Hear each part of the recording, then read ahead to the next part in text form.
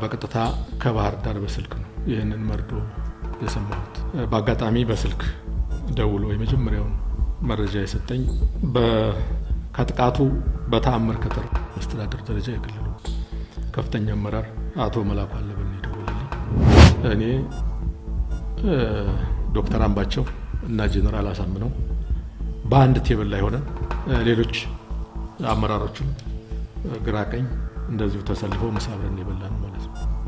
ሶስታችን በአንድ ቴብል ላይ ኖሮ ምሳ ሰዓት አሁን እየሰፋ ምናልባት አንዳንዶቹ ወደ ከፋ ጥፋት ይወሰዳቸው የዝና ክብር የተሳቀሩ ሙገሳዎች ወደ ጥፋት እያመራቸው የሰኔ 12ቱ የባህር ዳርና የአዲስ አበባው የደም መታጠብ የኢትዮጵያን የፖለቲካ አቅጣጫ የቀየረውና የከፍተኛ ባለስልጣናትን ሕይወት የቀጠፈው የአስፈሪ ምሽት ከጀርባው ምን ተካሄደ?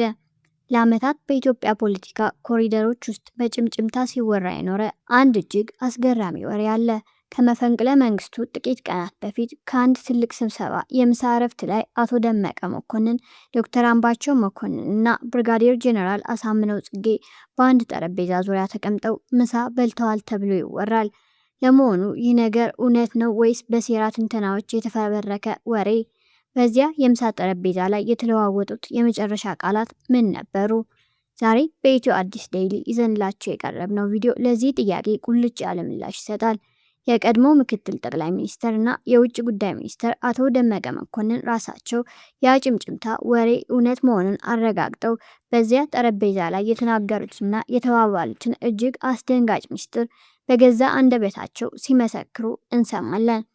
ከታሪካዊው ግድያ ጀርባ ያሉ እውነታዎችና በአማራ ክልል መሪዎች መካከል የነበረውን ያንን የመጨረሻ ውጥረት ለማየት እስከ መጨረሻው አብራችሁን ሁኑ። ምክንያቱም የምትሰሙት ነገር ዛሬም ድረስ በብዙ ጥያቄዎች የታጠረውን ያንን እልቂት ፍንጭ ይሰጣቸዋል። እንደ አጋጣሚ ሆኖ ከዚህ በፊትም የዕለት ዕለት በሀዘን መግለጫው ላይ ለህዝብ ይፋ ለማድረግ ሞክሬያለሁ። ሰኔ 14 ቀን አርብ ማታ ቀደም ሲል የተያዘ ፕሮግራም ስለነበረ ወደ አሜሪካ ከዚህ ከአዲስ አበባ ነው የተጓዝኩት። በዛ ረጅም ጉዞ አሜሪካን ሀገር ቅዳሜ ጧት ነው ያው በመደበኛው የአውሮፕላን ጉዞ ከቡድኑ ጋር የደረስነው። በዛው ላይ በቀጥታ ወደ ተያዘው ሆቴላችን ተጉዘን ጧት የሆቴል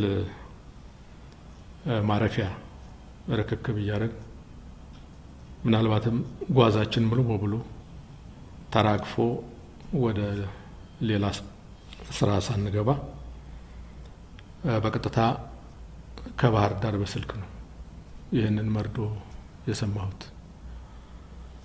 በአጋጣሚ በስልክ ደውሎ የመጀመሪያውን መረጃ የሰጠኝ ከጥቃቱ በተአምር ከተር መስተዳድር ደረጃ የክልሉ ከፍተኛ አመራር አቶ መላኩ አለበል ደውለልኝ። በዛ ሰዓት አቶ መላኩ ደውሎ የሁለት ወንድሞቻችን ህይወት ማለፍ እና የአቶ ምግባር በከፍተኛ ቁስል ላይ መሆኑን ነው ያረዳኝ። በዛ ሁኔታ እዛ ሀገር ላይ ሆኖ ይህን መስማት እጅግ በጣም ከባድና የከፋው መርዶ ነው። ሰው ሆነን በማህበራዊ መስተጋብር ብዙ ሀዘኖች፣ ብዙ መርዶች ያጋጥማሉ። ምናልባት በእኔ ህይወት ይሄኛው በጣም የከፋውና ከባዱ ነበርና ከዛ በኋላ ያው ባለው የስልክ ግንኙነት ሁኔታውን የመከታተል ሁኔታው እጅግ አሳሳቢም ስለሆነ ተጨማሪ የጸጥታ ኃይል ያስፈልጋልና ከዚህ የከፋ ጉዳት ሳይቀጥልም መቆጣጠር እንዲቻል ቶሎ ድረሱልን አይነትም መልእክት ስለነበረ ትክክልም ስለነበር በዛ ጉዳይ ላይ ከየሚመለከታቸው አካላት ጋር የመገናኘት ጉዳቱን ለመቀነስ የሚያስችሉ ስራዎች ነው። ስልኩ ብዙም አመቺ ስላልነበር ያን ያህል ውጤታማ ስራ ተሰርቷል ባይባልም በዛ ሩጫ ላይ ያለን ከጊዜያት በኋላ ደግሞ በፌዴራል ደረጃ ጄኔራሎቻችን እንደዛ አይነት ጥቃት ተከታትሎ ደረሰባቸው ሲባል ሌላ መርዶና ሌላ አሳዛኝ ሁኔታ ነው እና የሀገር ወዴት እያመራ ነው የሚለው በእጅጉ ብቻዬን የሚፈታተነኝ ጭንቀትና ልብ ሰባሪ ሀዘን ነበር ማለት ይቻላል እና ይህንንም ማጋራት ተገቢ ይሆናል የሚል መነሻ ስላለ ነው። ይህን ደግሞ በጣም የተለየ የሚያደርገው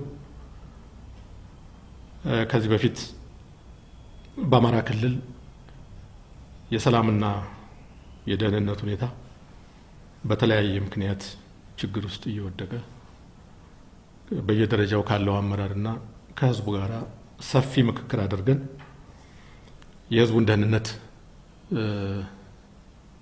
በአስተማማኝ ሁኔታ ለማስጠበቅና የለውጥ አጀንዳውን ወደፊት ለማራመድ ምን መደረግ አለበት፣ ምን ስለጎደለ ነው እንዲህ አይነት ነገር የሚያጋጥመው የሚለው ከቀናቶች በፊት በባህር ዳር ሰፊ ምክክሮች ነበሩ። ህዝቡም የክልሉ መንግስትና መሪ ድርጅቱ ሊሰራቸው ይገባሉ ብሎ ቆጥሮ የሰጣቸው ጉዳዮች ነበሩ። ሰላም ግንባታን ማዕከል ያደረገ መሰራት እየተገባቸው በፍጥነትና በወቅቱ ባለመሰራታቸው ዋጋ እያስከፈሉና የህዝቡን ሰላምና ደህንነት እያስተጓጎሉ ከልማት አጀንዳ ክልሉ እየወጣ የሳሳት አቅጣጫዎች እየተያዙ ስለሆነ በዛ ላይ ፈጣን የሰላም ግንባታ ስራ በእጅጉ አስፈላጊ እንደነበር የጋራ ምክክራችን እኛም እንደ ኃላፊነት የወሰድነው ነበር። ከዛ በኋላ ህዝቡ ያስቀመጠውን አቅጣጫና የሰጠውን የቤት ስራ ለመስራት ከሚመለከታቸው የፖለቲካ አመራሮች፣ የጸጥታ አመራሮች ጋር ምክክር ነበረን። እንደ አጋጣሚ ሰኔ 12 ቀን እነዚህ የተሰዉ ወንድሞቻችን እና ሌሎች የክልሉ የድርጅቱ ከፍተኛ አመራሮች እንደዚሁም ደግሞ የጀነራል አሳምነውን ጨምሮ ሌሎች ከፍተኛ የጸጥታ አመራሮች ጋር ሰኔ 12 ሮብ ማለት ነው የጋራ መድረክ ነበረ። የመድረኩ ዋነኛ ዓላማ ቀደም ሲል ህዝቡ በጋራ በባህር ዳር ላይ ከ2000 የሚሆን የህዝብ ተወካዮች ባስቀመጡት ጥሪና የቤት ስራ መሰረት እስካሁን የሰራናቸው ስራና ወደፊት ተጠናክረን የምንሄድበት አግባብ ምን መሆን አለበት የሚለውን ለመምከር ነው የነበረው። በጣም ረዘም ያለ ከጠዋቱ 3 ሰዓት ተኩል ጀምሮ እስከ ሌሊቱ 6 ሰዓት ድረስ ውይይት ነበር፣ በእኔ መሪነት ማለት ነው። እነዚህ በህይወት የተረፉትም ህይወታቸው ያለፉትም ሌሎች አመራሮችም፣ የጸጥታ አመራሮች፣ የሚሊሻ አመራር፣ የፖሊስ አመራሮች፣ የልዩ ኃይል አመራሮች፣ ሌሎችም የተገኙበት ነበር። ያ ውይይት በጣም ነፃና ፍሬያማ ነው የነበረው። እስካሁን ድረስ የተሰሩ ስራዎች በአቅም ግንባታ ዘራ ብዙ ስራዎች ተሰርተዋል። በአዎንታዊ መልክ የተወሰደው ግን ደግሞ መስተካከልና መሻሻል ያለባቸው ህዝቡ ያነሳው በጋር የሚታዩ ጉለቶች እንደዚሁ ነበሩ በክልሉ። እነዛን እንዴት ማረምና ማስተካከል ይቻላል የሚለው የጋራ ውይይት ነው ያካሄድነው። በጋራ ውይይት አካሄደን ከዚህ ረዘም ያለ ጊዜ በኋላ የ3 ወር እቅድ ነው ያወጣነው።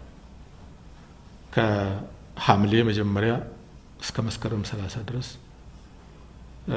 በዚህ ዙሪያ እና በልማት አጀንዳ ዙሪያ የክረምቱ ወቅት እንደመሆኑ መጠን የአማራ ክልል አርሶ አደር ተረጋግቶ ወደ ግብርና ወደ ልማቱ እንዲገባ ለኢንቨስትመንት ምቹ ሁኔታ እንዲፈጠርና የልማት ቋንቋም እንዲሰፋ ቅድሚያ በዚህ በሰላም አጀንዳ ላይ ማተኮርና ምን ዋና ዋና ስራዎች መስራት አለበት ብለን በአቅጣጫዎች ላይ የጋራ ስምምነት አድርገን ቀጥሎ ምን ስራዎችን መስራት እንዳለብን እዛ ቤት በነበረው ወደ 22 በሚሆኑ የአመራሮች መድረክ ሁሉም የተስማማበትና ለዛ አፈጻጸም አቅጣጫ የየራሱን ኃላፊነት ይወሰደበት ነበር ማለት ነው። እንደዛ አይነት ስምምነትና የቀጣይ ወራት እቅድ አስቀምጠን ባለበት የመጀመሪያው ስራ በከፍተኛ አመራር ደረጃ የተካሄደው የሰላም ግንባታ መድረክ ቀጥሎ ሌሎች የዞን የጸጥታ አመራሮች እንደዚሁም ደግሞ የሰላምና ደህንነት የፖሊስ ሌሎች አመራሮች በተሳተፉበት የዚህን የውይይት ጭብጥ የቀጣይ የ3 ወራት እቅድ ምን ላይ ማተኮር እንዳለበት እና ምን መስራት እንዳለበት ምን እንደሚጠበቅባቸው ያን የማስተዋወቅና የማሰማራት ስራ ቀጥሎ የሚሰራ ስራ ነበር። በዛ አቅጣጫ ደረጃውን የጠበቁ በክልል በዞን የሚቀጥል ስራ እንደሆነ ነው የቅዳችን ማዕቀፍ ማለት ነው።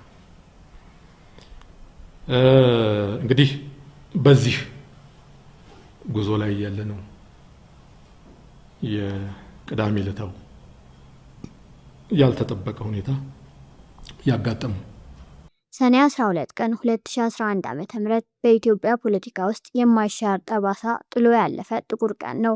በባህር ዳር የክልሉ ርዕሰ መስተዳድር ዶክተር አምባቸው መኮንንና ሌሎች የክልሉ ከፍተኛ ባለስልጣናት በጄኔራል አሳምነው ጽጌ በሚመራው ኃይል ተገደሉ ተባለ።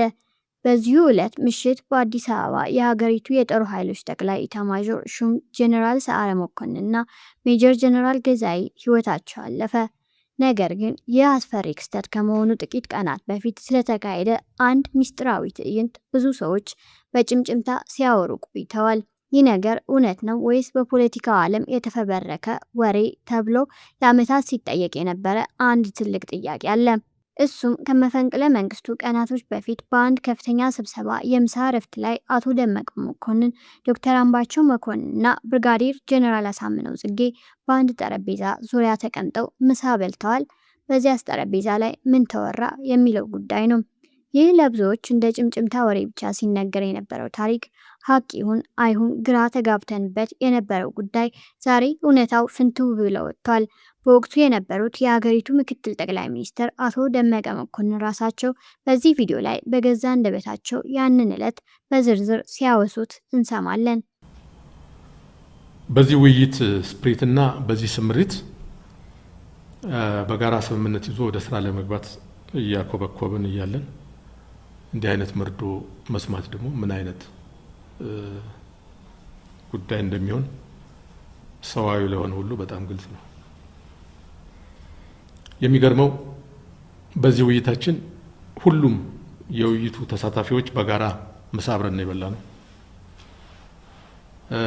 ሌላው በጣም የሚገርመው እኔ ዶክተር አምባቸው እና ጄኔራል አሳምነው በአንድ ቴብል ላይ ሆነን ሌሎች አመራሮቹም ግራ ቀኝ እንደዚሁ ተሰልፈው ምሳ አብረን የበላ ነው ማለት ነው። ሶስታችን በአንድ ቴብል ላይ ኖሮ ምሳ ሰዓት እና እዛም ላይ እንደዚሁ የውይይቱን መሰረት የያዙና የቀጣይ ስራዎች ሊደረጉ በሚገቡ ድጋፎችና መሰራት በሚገባቸው ጉዳዮች ማጠናከሪያ ውይይቶች ስንነጋገር ነበር። እነዚህ ሁኔታዎች አልፈው ይህ ሁኔታ ተፈጸመ። ያልተጠበቀው ሲሆን ምንድነው ትርጉሙ የሚለው በጣም ከባድና እንቆቅልሽ ነው ማለት ነው። ከዚህ ጋር ተያይዞ ምናልባት የተለያዩ ወገኖች የሚያነሱት ጄኔራል አሳምነው ወደ አመራር አመጣጡ ፈጥኗል፣ እንዴት በዛ ደረጃ የኃላፊነትና ይሄ ፖለቲካና የክልላዊ ኃላፊነት ላይ ሊመጣ ቻለ? በሂደት አንዳንድ አዝማሚያዎችና አካሄዶች ሲታዩ ፈጥኖ ማረም አይቻልም ነበር የሚሉ ጉዳዮች ይነሳሉ። እነዛንም መዳሰስ ተገቢነት ይኖራቸዋል ብዬ አስባለሁ። እንግዲህ መጀመሪያ ጄኔራል አሳምነው ወደ መከላከያ ከመቀላቀሉ በፊት በብአዴን አዴፓ ውስጥ በተለያዩ የኃላፊነት ደረጃዎች ሲሳተፍ የነበረ ነው።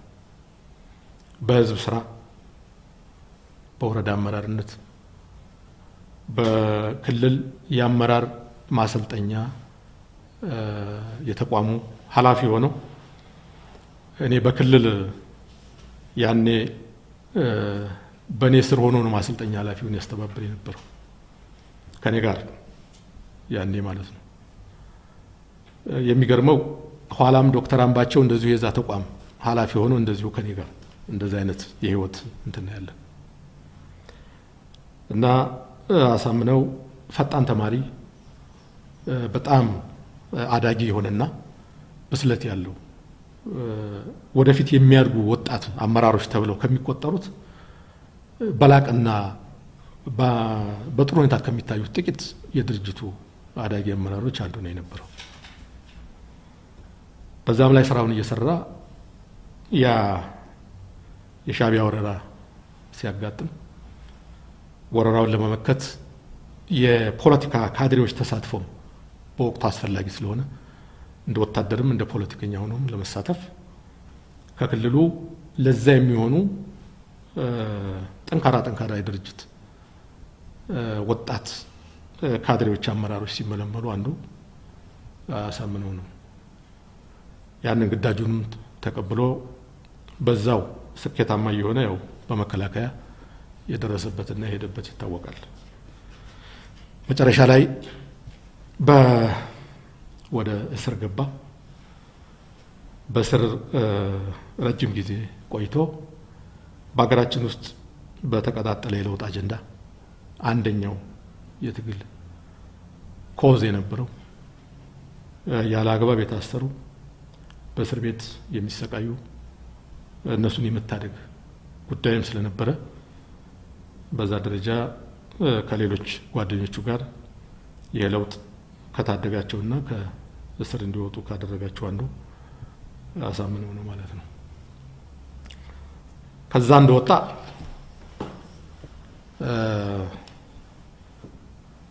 ትንሽ ከቆየ በኋላ ወደ ነበረበት ድርጅት የመቀላቀልና የመታገል ፍላጎት ሲያሳይ በዚህ የለውጥ ዘመን በሩ ለሁሉም ተከፍቶ በዚህ በነበረው አካሄድ ተጠቂ የነበሩት በተገኘው ነጻነት ህዝብን እንዲያገለግሉ ለውጡን ወደፊት እንዲያራምዱ በተከፈተው በርና የአብሮነት የለውጥ አጋርነት ስርዓት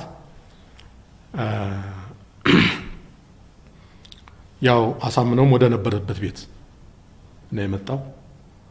ድሮ የአይነት ብቃትና አዳጊ እንትን የነበረው ሌሎች ተጨማሪ ልምዶችን እና አቅሞችን ፈጥሮ በዚህ የለውጥ እንቅስቃሴ ነጻነትን ከተጎናጸፉትና ወደ ህዝብ መጥተው ለማገልገል ከተሰለፉት አንዱ ሆኖ ሲመጣ በዛ ጊዜ እውነት ለመናገር ካሳምነው የተሻለ ማን ሊኖር ይችላል? ይሄ ለህሊና ለፍርድ መተው ነው ማለት ነው። በዛም የድርጅቱ ጉባኤ በማዕከላዊ ኮሚቴነት ሰየመው። የክልሉ መንግስት ሲደራጅም አንድ የቁልፍ ቢሮ ይዞ አመራርነት እንዲያረጋግጥ ተመቻቸና ይሄ ትክክልም ተገቢም ነበረ ብለን እናምናለን ማለት ነው። በዛ በተያዘ የለውጥ እንቅስቃሴ የሰላምና ደህንነት ቢሮ አንድ ቁልፍ ቢሮ ነበር። ለውጡ በተረጋጋ ሁኔታ እንዲቀጥል የተለያዩ ስሜቶች የተለያዩ እንቅስቃሴዎች በአግባቡ እየተገሩ ለውጡን እየመገቡ ወደፊት መራመድ እንዲቻል እዛ ላይ አንድ ቁልፍ ስራችን የልማት ግንባታ ስራችን ነው የሰላም ግንባታ ስራችን ነው ብለን አቅደን ስለነበር ጀነራል አሳምነውን ብርጋዴር ጀነራል አሳምነውን በዛ ደረጃ መመደቡ ታምኑበት በዛ እንዲሰማራ ተደርጎ የተቋም አቅም ግንባታ ላይ እንዲያተኩር በሰላምና መረጋጋት ስራ ውስጥ የበኩሉን ሚና እንዲጫወት ነው ተቀምጦ የነበረው። በዛ ሂደትም የተሰሩ ስራዎች አሉ። በአፈጻጸም ሂደትም እዛና እዚህ የሚስተዋሉ ጉድለቶች እና መስተካከል ያለባቸው ጉዳዮች ነበሩ። እንደ ማንኛውም መደበኛ ስራ እዛ ላይ የነበሩ ጉድለቶችን ለማረም በየጊዜው ለማስተካከል የመማማር እድል የመጠቀም አካሄድ እየተከተል ተጉዘናል ማለት ነው። መጨረሻ ላይ የሰላሙ ጉዳይ ያለመረጋጋት ሁኔታ የበለጠ ትኩረትና የበለጠ መተጋገዝ እየጠየቀም ሲመጣ ቀደም ያልኳቸው ውይይቶችና መድረኮች በዛ ደረጃ እየተካሄዱ መጥተዋል። ይህ ሁሉ ሂደት ሆኖ እሱም በወቅቱ መመደቡና ማሰማራቱን ተገቢ ሆኖ መጨረሻ ያልታሰበው ሆነ ማለት ነው። በዚህ የለውጥ አጀንዳ እንደ ጀነራል አሳምነው አይነት ወደ እናት ድርጅቱ መጥቶ ሲታገል ማመቻቸትና እድሉን ማመቻቸት ተገቢነት አለው ብያለሁ። ለውጡ ሌሎችንም በዚህ እኮ ጋብዟል። ቀድሞ ተጠቂ የነበሩ ለዲሞክራሲ የታገሉ ለሰብአዊ መብት የታገሉ በለውጥ ባለቤትነትና መሪነት ሁሉ እንዲተውኑ አገራዊ ለውጡ ምቹ ሁኔታ ፈጥሯል። እህታችን ክብርት ብርቱካን ሚደቅሳ ቁልፍ የሆነውን የዲሞክራሲ ተቋም በመሪነት እንድትይዝ ማድረግ አንድ ሲምቦሊክ የሆነ ትልቅ ውጤትና የሚያኮራ ስራ ነው። በቅርብ ጊዜ የሰብአዊ መብት ኮሚሽነራችን የዶክተር ዳንኤል በቀለ ቀድሞ በሰብአዊ መብት አጀንዳ ምን ያህል ይታገል ያቀነቅን እንደነበር ይታወቃል። ይህን የሰብአዊ መብት ጉዳይ በእነዚህ ፊት ለፊት በባለቤትነት እንዲሄዱ በዛ ደረጃ የኢትዮጵያ ሕዝብ ምርጫውን አካሄዶ ወደዚህ ማምጣትና የተከበረው ምክር ቤት ያንን መስጠቱ እንደ ትልቅ ውጤትና ስኬት የሚታይ ነው። የነ ጀነራል አሳምነውም በድሮ ድርጅቱ ይህን እድል ማመቻቸትና የትግል እንትን ውስጥ ማድረግ ተገቢነት ያለው ነውና ወደፊትም እንዲህ አይነት ነገር አዎንታዊ በሆነ መልክ የሚታይ ነው። መጨረሻ እንግዲህ ያልታሰበው ሆነ። በእውነት በተያዘ የለውጥ አጀንዳ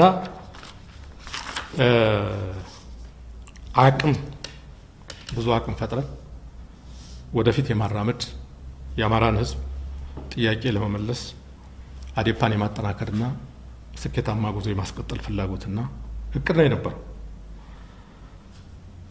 መጨረሻ ይሄ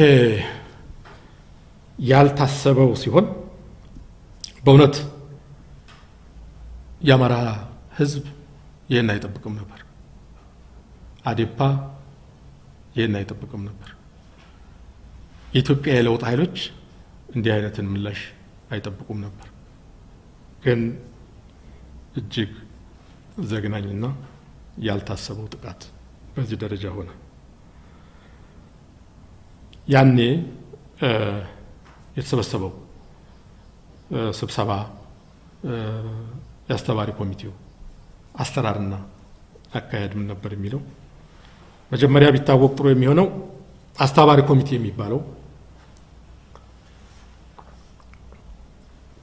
በወቅቱ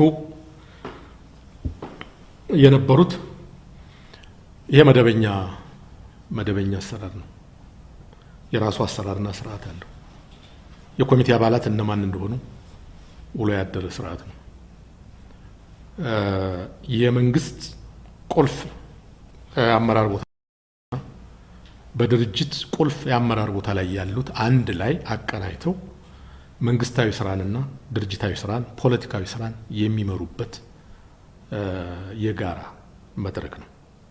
የክልሉ ርዕሰ መስተዳድር በክልሉ ርዕሰ መስተዳድር ሰብሳቢነት የሚመራ ምክትሉ ርዕሰ መስተዳድሩ በምክትል ርዕሰ መስተዳድር ደረጃ ያሉ ቁልፍ አመራሮች ከመንግስት የሚሰየሙበት የድርጅት የጽህፈት ቤት ኃላፊና ቁልፍ ኃላፊዎቹ በፖለቲካና በድርጅት ዘርፍ ያሉት አብረው የሚሰየሙበት የጋራ ኮሚቴ ነው። ሌሎች የቢሮ ኃላፊዎች የዚህ ኮሚቴ አባል አይደሉም። ጀነራል አሳምነው የሰላምና ደህንነት ቢሮ ኃላፊ ነው። የዚህ አስተባባሪ ኮሚቴ አባል አይደለም። አሰራሩ ይሄ ነው። ድርጅት የሚያውቀው መንግስት የሚያውቀው ይሄ ኮሚቴ ቢያንስ በሳምንት አንድ ጊዜ እንዲገናኝ ይጠበቅበታል። በየዞኑ ያሉ ሁኔታዎች፣ አገራዊ ክልላዊ ሁኔታዎችን እንወስድና በምላሽ የሚገባቸውን ጉዳዮች የስራ ክፍፍል አድርጎ ዞኖቹን ለመደገፍ ሁሉንም እንቅስቃሴ ለመምራት ከፍተኛ አካል ነው። ይህ አካል አማክሎ የሚሰራው ስራ ነው ወደ ፖሊት ቢሮ ወደ ስራ አስፈጻሚ የሚመጣው ማለት ነው። ስራ አስፈጻሚ ቢያንስ በወር አንድ ጊዜ ይገናኛል። አስተባባሪ ኮሚቴው ደግሞ በሳምንት እየተገናኘ ስራው ይመራል። የቀደም ሲል በህዝብ ደረጃ የተነሱ የሰላም ግንባታ ጥያቄዎች አሉ። የልማት ስራው የክረምቱ ፋታ የማይጠይቅ አጣዳፊ ሁኔታዎች አሉት። ሌሎች የክረምት ስራዎች ፈርጀ ብዙ ስራዎች አሉ። እነዛን የተቀመጡን አቅጣጫዎች ወደ ዝርዝር እቅድ እየቀየረ የስራ ክፍፍል አድርጎ ስራውን ለመምራት አጀንዳዎቹን ለይቶ የሚወስንበት ስምሪት የሚያደርግበት የጋራ መድረክ ነው። እዚህ ላይ አሁንም መሰመር ያለበት ይሄ ጥቃት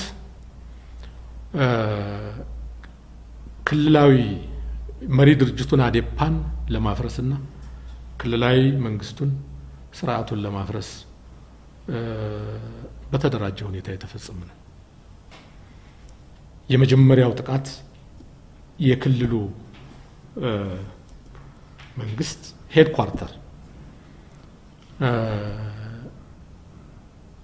ስብሰባ ይካሄድበት የነበረው የርዕሰ መስተዳድሩ ጽህፈት ቤትን ያን ተቆጣጥሮ የተካሄደው ጥቃትና እርምጃ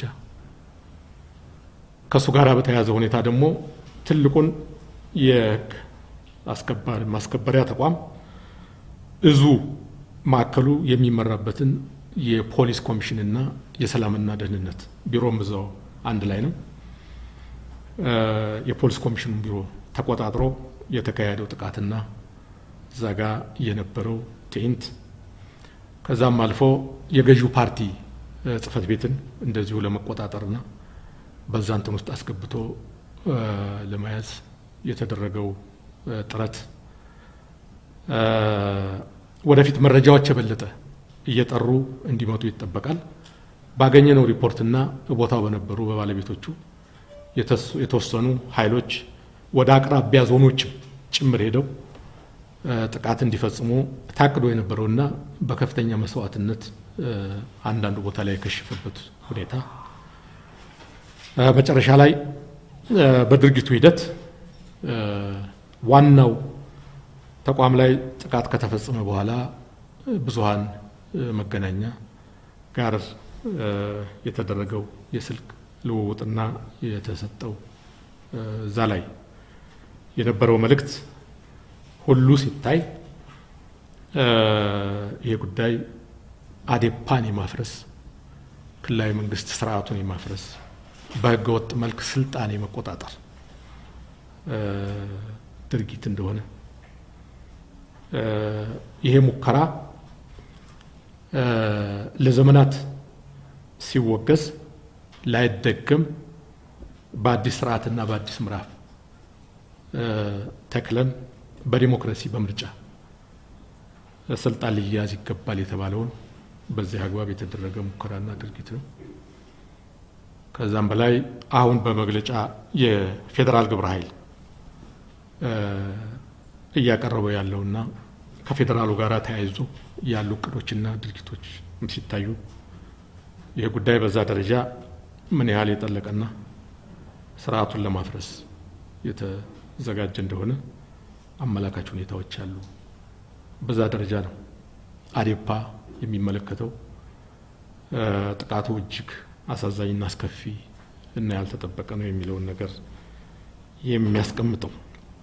በአፈጻጸም ደረጃ የተቋም ግንባታ የተጠሪነት እና ጉዳዮች የተቋማት አጠቃቀም የሰው ኃይል ስምሪት የማሟላት ጉዳዮች ላይ በተለያየ መልክ የሚነሱ ጥያቄዎች ኮንሰርን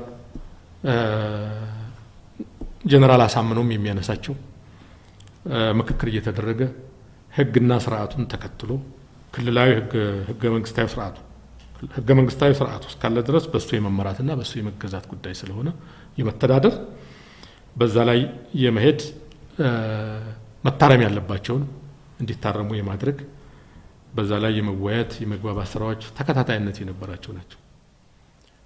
በሁሉም በዛ ላይ አሉ የተባሉ ስህተቶች እንኳን ሲነሱ በመግለጫዎች አሳጣጥ በመቻኮል ስሜት በመያዝ በተለያየ መልክ የሚገለጹ ሁኔታዎች ሲነሱም ውይይት እየተደረገ እነዛን ስህተቶች ለማረምና አስተካክሎ ጠንካራ አቅም ሆኖ ለመቀጠል የነበረው ቢያንስ በውይይት በመድረክ ደረጃ በዛ ደረጃ የሚገለጹ ናቸው። ግን እነዚህ ሁኔታዎች ባሉበት መጨረሻው ወደዚህ እንዴት አመራ የሚለው አሁን በጣም አስገራሚና ያልተጠበቀው ሁኔታ ነው። እውነታና ሂደቱን ግን በዛ ደረጃ ማየት ጥሩ ይሆናል። በዚህ አጋጣሚ አሁንም ለኢትዮጵያ ሕዝብ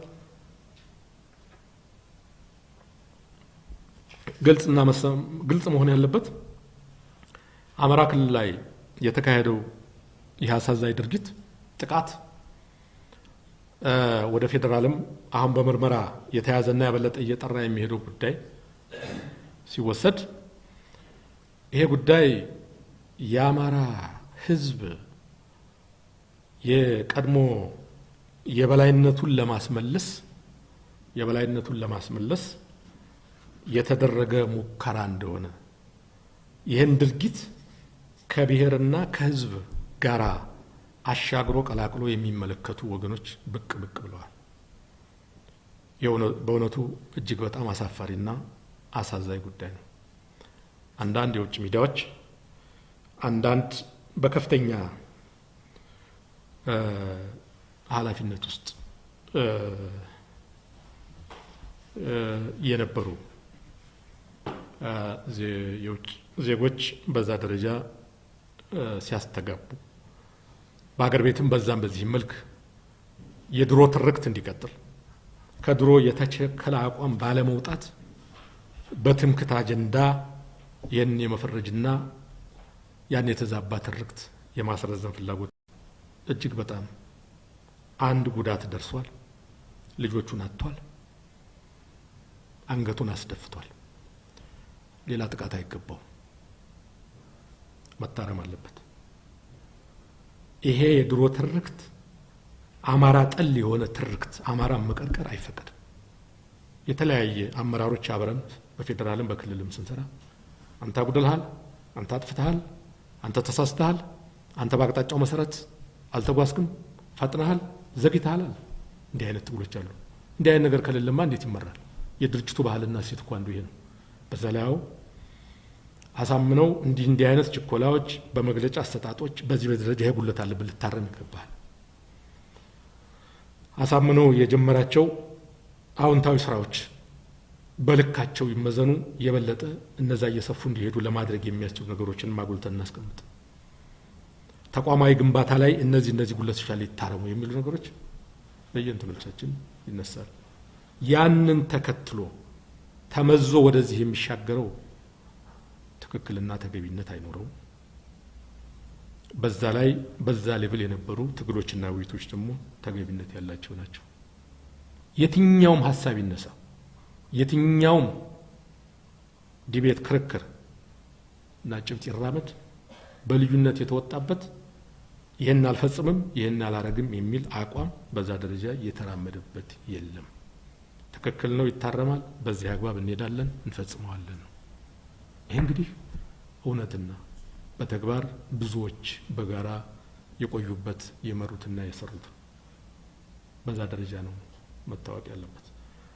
በዚህ ዙሪያ ላይ ከዛ ሞት ከዛ ጉዳት የበለጠ ሌላ ሞት የማቀንቀን የማራመድ በእውነት በጣም ከባድ ሌላ ጥፋት ስለሚሆን ያን በጥንቃቄ ማየትና መምራት ያስፈልጋል።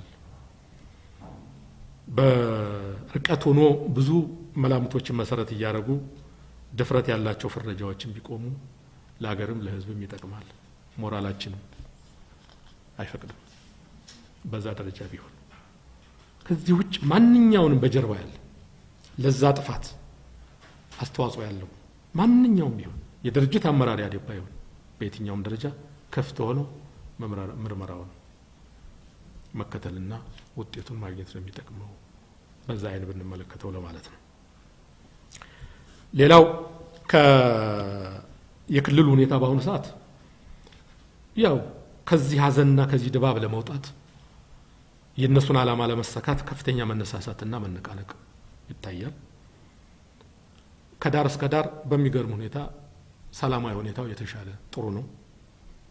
በየቀኑ ሪፖርት ጧትም ማታም እናገኛለን። ጥሩ ሁኔታ ነው ያለው። ተጠርጣሪ ወንጀለኞች ወደ ሕግ እንዲቀርቡ የራሱን ሚና ይጫወታል። የተዛቡ ስሜት የተጫናቸው አካሄዶች እንዳይኖሩ ይመክራል፣ ይገራል። የተረጋጋ ሁኔታ ነው ያለው። ካለፉት ምክሮቹ እና ካለፉት ትዝብቶቹ መሻሻል ያለባቸውን በነጻነት ያነሳል፣ ድርጅቱን ይመክራል፣ ይወቅሳል። ለምሳሌ ይሄ ሰላም መደፍረትና አለመረጋጋት የተለያዩ ስሜቶች መንጸባረቅ በተለያየ መልክ እንታዘብ ነበር። ቶሎ ርምት አልተደረገም፣ ቶሎ አልተስተካከለም፣ አዴፓ ዘግይተዋል የሚነሱ ትችቶችና አሁን ከተፈጸመው ድርጊት አኳያ ሲታይ ተገቢነት ያላቸው ወቀሳዎችና ክሶች ይነሳሉ። እንግዲህ ፍረዱን የሚባለው በዛ ደረጃ መጥቶ አንድ ቁልፍ ስራ ላይ ተሰማርቶ የሰላምና ደህንነቱ ስራ የለውጥ ለማስቀጠል ብዙ አካላት የተሳፈሩት የለውጥ አጀንዳ ስለሆነ በአግባቡ ለመግራት የተረጋጋ ሰላም ለማስቀጠል የክልሉን ሰላማዊ ሁኔታ ከተለያየ አቅጣጫ የሚመጣን የሰላም ማደፍረስ እንትን ለመቋቋም የሚያስችል ቁልፍ ስራ አድርገን እንያዝ ተብሎ ቢሮ ኃላፊው ጀነራል አሳምነው ከመምጣቱ በፊት ድርጅቱ ያስቀመጠው እቅድና ፕላን አለ። በዛ እቅድና የተግባር ማዕቀፍ ላይ ኋላ ኃላፊ ተመደበ። ኃላፊው በተሟላ ባለው የሰው ኃይል ልክ ተገቢነትና ወቅታዊ እንደሆነ በማድነቅ ወደ ስራ ተገባ። ወደ ስራ ተገብቶ ለረጅም ጊዜ ከህዝብ ስራ ርቆ ከመቆየት ጋር በተያያዘ አፈጻጸም ላይ ተቋማዊ አሰራሮችን ካለመጠበቅ በዛ ቢሮ ስር እንደ ሚኒ ካቢኔ የሚቆጠር ሚሊሻ፣ የማረሚያ ቤት፣ የፖሊስ አንድ ላይ ሆነው እንደ ሚኒ ካቢኔ እንደ ንዑስ ካቢኔ እንዲሰሩ የተቀመጠ አሰራር አለ። ያንን ጠብቆ ከመስራት አኳያ የተቋማት ተጠሪነት ስርዓትን ጠብቆ ከመሄድ አኳያ የመረጃ ፍሰትን ከላይ እስከታች ጠብቆ ከመሄድ አኳያ የሚታዩ ጉድለቶች፣ አለመረጋጋቶች ይስተዋሉ ነበር። መነሻቸውና ምክንያታቸው ምንድነው እያል ዋንቷንም በጋራም እነዛን እየተወያየን እንደሚስተካከሉ ህዝብን ለተለያየ ጥርጣሬ የሚጭሩ መግለጫዎችና አካሄዶች ተገቢነት የሌላቸው ይነሱ እንደውም እንዲህ አይነት መግለጫዎች በድጋሚ ላለመስጠት ነው ቃል ገባለሁ በማለት ተስፋ እየተሰጠ ድክመቶቹን እየተቀበለ ይጓዝ ስለነበር ያለፈው የወቀስነው ስርዓት ደግሞ በተወሰኑ ምልክቶች ላይ በመንጠልጠል የሰዎች መብት ይገፋና ጫና ይፈጠር ስለነበር ያንን ላለመድገም ባስተውሎት ጉዳዮቹ በየጥፋታቸው ምዕራፍ ውይይት እየተደረገባቸው እንዲታረሙ የማድረጉ ነገር እሱም ይቀበላቸው ስለነበር በዛ ሌቭል የመጣንባቸው ነው። መጨረሻ ላይ ከተፈጠረው ጥፋት አኳያ በደንብ በዝርዝር እንደ ድርጅትም እንገመግመዋለን ብለን እናስባለን። እኔ ሳየው በዚህ ነጻነትና በዚህ የለውጥ ማዕቀፍነት ስም ሙሉ እምነትና ገላን ሰዶ የለውጥ አጋርነቱ ይዘልቃል የሚል ተስፋ ስለነበር ከሚገባው በላይ ዘግይተናል። አንዱ ትምህርት የምንወስደው ይሄ ነው። ሲጨበጨብልንም በጭብጨባው ልክ ሳይሆን በሰራነው ልክና በሚፈለግብን እርምጃ ያን መውሰድ ያለብን እንጂ እንዲሁ የጋለቡ ነገሮች ሊኖሩ አይገባም። ያ እውነትን ይሸፍናል። ያ ከመስመር የወጡ አካሄዶችን ጉልበት ይሆናል። አሁን እየሰፋ ምናልባት አንዳንዶቹን ወደ ከፋ ጥፋት የወሰዳቸው የዝና ክብር የተሳቀሉ ሙገሳዎች ወደ ጥፋት እያመራቸው እንዲህ ባረግ መሬት አንቀጥቅጥ አቅምና ተሰላፊ ያለ ብሎ እንዲገምቱ የሚያደርጋቸው። ህዝብ ሁልጊዜ ምሰሶውን አይለቅም። እኛ እየመሰለን ጥቂቶች ብዙ መስለን እየታየ የብዙዎቹን ድምጽ እየደፈቅን ስለሆነ የሀገር ቆም ብሎ ማሰብና መሄድ ያለበት ከዚህ አኳያ ነው። ይሄ መሰረታዊ ጉዳይ ነው። ባለፉት ወራት ምናልባትም አንዳንዶቹ ለዚህ የዳረጉን የስርዓት አልበኝነት፣ ህግና ስርዓትን የሚያስከብሩ ተቋማት በህግ በአሰራር ተዘርግቶ እያለ የተለያዩ ስሜቶችና አማራጮች በይቅርታ በር መጥተው መልሰው ብቸኛ የለውጥ ባለቤቶቹ ነው የሚንቀሳቀሱ ህዝቡን በእጅጉ ያደናገሩ ሞራሉን ታሪኩንና ክብሩን የማይመጥኑ ስራዎች ሲስተዋሉ ቆይተዋል። እነዚህ ህዝቡን በእጅጉ የሚያሳንሱ ስለሆነ ከዚህ በላይ ሌላ ዋጋ ሌላ ጥፋት አይጠበቅምና ከዚህ ለመውጣት ቆርጦ እየተነሳ ኃላፊነቱን ለመወጣት መጣር ይኖርበታል። ለዓመታት በብዙዎች ዘንድ እንደ ተራ ጭምጭምታ ወሬ ብቻ ሲነሳና ሲጣል የነበረው ያ በአንድ ጠረጴዛ ዙሪያ የተደረገ የምሳ ሰዓት ቆይታ ዛሬ በአቶ ደመቀ መኮንን ምስክርነት እውነተኛ ታሪክ መሆኑ ተረጋግጧል። የአራት ሊሆን ጥቂት ቀናት ሲቀረው በአንድ ጠረጴዛ ዙሪያ የተበላው ምሳ ከጥቂት ቀናት በኋላ በሀገሪቱ ላይ ለተከሰተው ታላቅ መናወጥ ዋዜማ መሆኑን ሳስበው የፖለቲካው ዓለም ምን ያህል ውስብስብና አስፈሪ እንደሆነ ያሳያል። እናንተስ የኢትዮ አዲስ ዴይሊ ተከታታዮች ይህ ለረጅም ጊዜ በጭምጭምታ ሲወራ የነበረው ታሪክ በአቶ ደመቀ መኮንን አንደበት በዚህ መልኩ ይፋ መደረጉ ምን ስሜት ፈጠረባችሁ? ጄኔራል አሳምነው ጽጌና ዶክተር አምባቸው መኮንን በወቅቱ የነበራቸውን ግንኙነትስ እንዴት ትገመግሙታላችሁ? ሀሳባችሁን አሁኑኑ ኮሜንት ላይ አስፍሩልን። ቪዲዮውን ከወደዳችሁት ላይክ ማድረጋችሁን እንዳትረሱ። እንደዚህ ያሉ የሀገራችንን ያልተሰሙ ታሪኮች፣ ሚስጥሮችና ወቅታዊ መረጃዎችን በፍጥነት ለማግኘት ቻናላችንን ሰብስክራይብ በማድረግ የደወል ምልክቷን ይጫኑ። ስለተከታተላችሁን ከልብ እናመሰግናለን።